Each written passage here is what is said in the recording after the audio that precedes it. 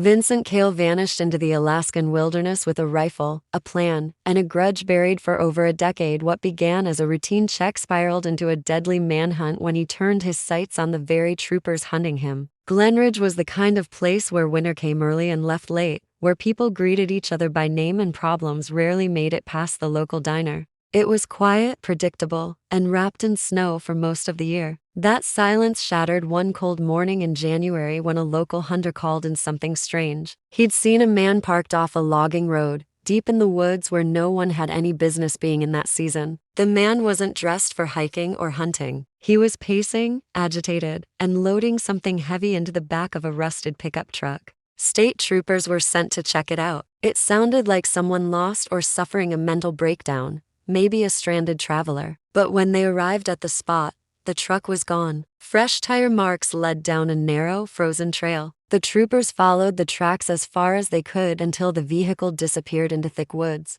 What they did find was a used shotgun shell lying near the tree line. That changed everything. The situation was no longer a simple welfare call. They backed off and called in backup. An hour later, the truck was spotted abandoned near a frozen creek, half buried in snow, engine cold. Nearby footprints led away into the woods. The search widened quickly. Drones, K9 units, snowmobiles all brought in as night fell and temperatures dropped below zero. What started as a routine check had turned into a full-scale manhunt. No one in Glenridge could remember anything like it. Authorities soon identified the man from a fingerprint lifted off the truck door. Vincent Kale, 42 years old. He'd served prison time a decade ago for armed robbery. He was known for disappearing into the wilderness, especially when cornered, but no one had seen or heard from him in years. Most thought he'd left Alaska entirely. The fact that he was back, armed, and hiding in the snow-covered forest unsettled everyone. Rumors spread quickly. Some believed he had unfinished business. Others thought he was mentally unstable and dangerous.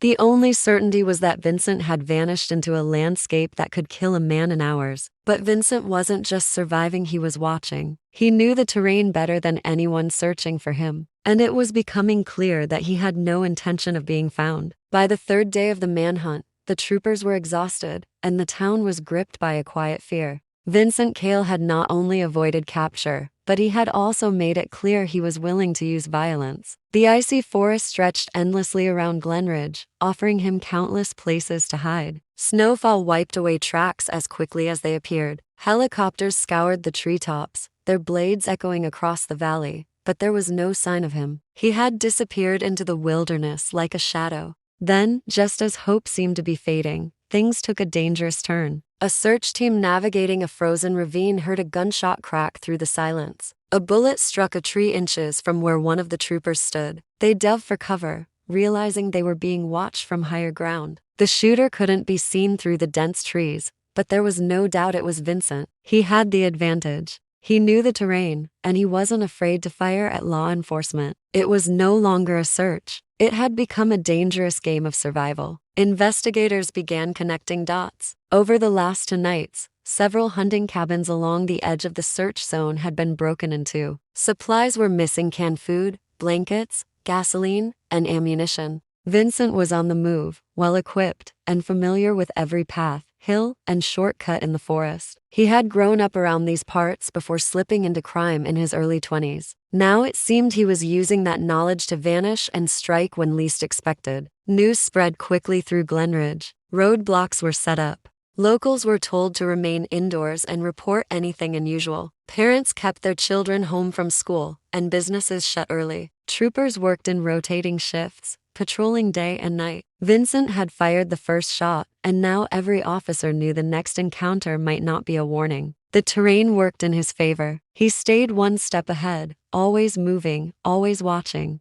Troopers found the remains of a small campfire and boot prints that vanished into deep snow. They realized they weren't tracking a desperate man, they were hunting someone who had planned this. Vincent wasn't running in panic. He was leading them somewhere, and they didn't know where or why. 4 days into the manhunt, Vincent Kale made his boldest move yet. A patrol unit conducting a routine sweep along an access road just outside Glenridge was suddenly fired upon. The shots rang out from a dense patch of spruce trees. One trooper's windshield shattered, and a rear tire exploded, forcing the vehicle into a ditch. By the time backup arrived, the shooter had vanished once again into the forest, leaving behind only shell casings and footprints that led nowhere. This time, however, the direction was concerning. He wasn't retreating deeper into the wilderness, he was circling back toward town. This shift terrified local authorities. Vincent was no longer just avoiding capture. He was becoming more aggressive, more calculated. Tactical teams were flown in from Anchorage. Armored vehicles replaced snowmobiles,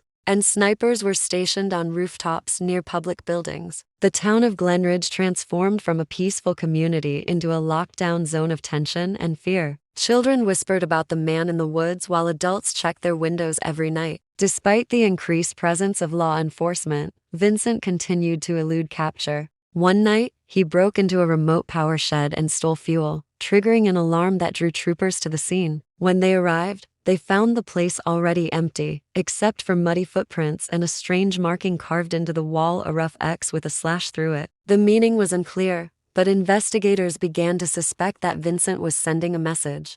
Then came the snowmobile chase. At dawn, a police drone spotted movement in a valley near an old barn that had long been abandoned. As troopers approached the building, Vincent burst out on a stolen snowmobile, speeding through the snow and firing shots behind him. One trooper was hit in the vest, knocked to the ground but not seriously injured. It was the closest anyone had come to stopping him. Yet he vanished again into the forest, leaving only a shattered trail of ice and broken branches behind. By now, it was clear to everyone Vincent wasn't running in fear. He was provoking them, testing their response, controlling the rhythm of the chase. He knew exactly what he was doing, and every encounter felt more dangerous than the last. The manhunt had turned into something else entirely. It was no longer about escape. It was personal. As pressure mounted and resources stretched thin, investigators began digging deeper into Vincent Kale's past, searching for any clue that might explain his behavior. What they found changed everything. Vincent wasn't just a fugitive surviving in the wild, he was a man driven by a vendetta years in the making.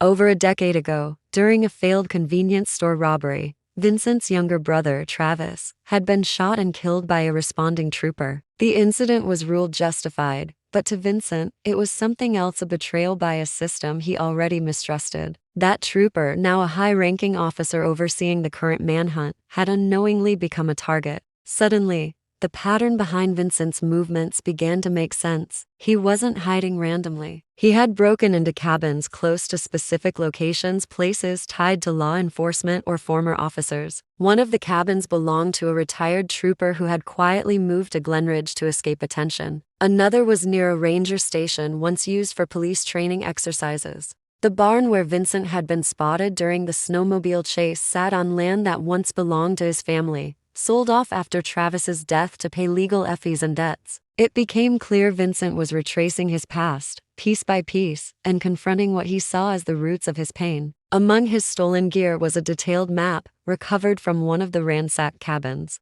On it, several locations were marked, including the Glenridge police substation. That site was circled in red, and next to it was scribbled a single word: justice. Officials feared the worst. If Vincent was planning an attack, it wouldn't be spontaneous. It would be strategic, deliberate, and potentially deadly. The substation was placed under 24-hour surveillance. Officers took turns sleeping in their uniforms, ready to respond at a moment's notice. Snipers were stationed nearby. Barricades were reinforced. But as days passed, Vincent didn't appear. It was the silence that unnerved them the most. They knew he was still out there, somewhere in the cold, watching and waiting. Every day that went by without movement increased the tension. People began to question whether he was building towards something bigger, something that might not end with a standoff or surrender. The thought lingered like smoke in the air. Vincent hadn't vanished. He was preparing. The break in the case came from an unexpected source.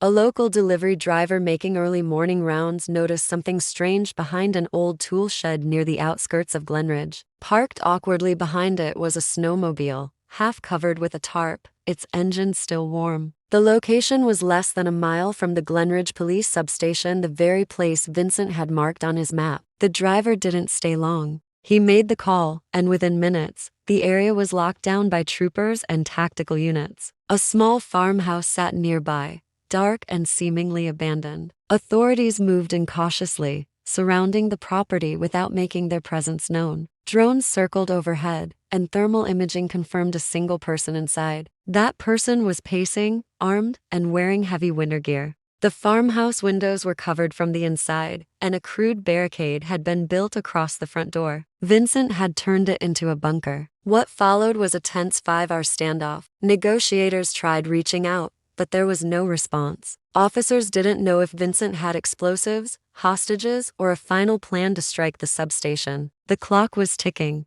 Then, as evening approached, a burst of gunfire erupted from the upstairs window. No one was hit, but the message was clear. He wasn't coming out peacefully. Flashbangs and tear gas were deployed. Moments later, tactical teams breached the house and moved in swiftly. Inside, they found Vincent wounded but conscious. He had been hit during the breach and was disarmed before he could reach a crude device rigged with gasoline and wiring an improvised explosive aimed at causing mass damage. On the floor nearby was a weathered photograph of his brother, Travis, folded and creased, clutched in Vincent's hand. He was taken into custody without further resistance and flown to a maximum security facility outside the region. As news spread, the town of Glenridge began to breathe again, slowly returning to life after days of fear and isolation. But the memory of what had happened lingered. For weeks, people spoke of the chase, the shots in the woods, the near miss at the substation. Vincent's rampage had left scars physical, emotional, and psychological.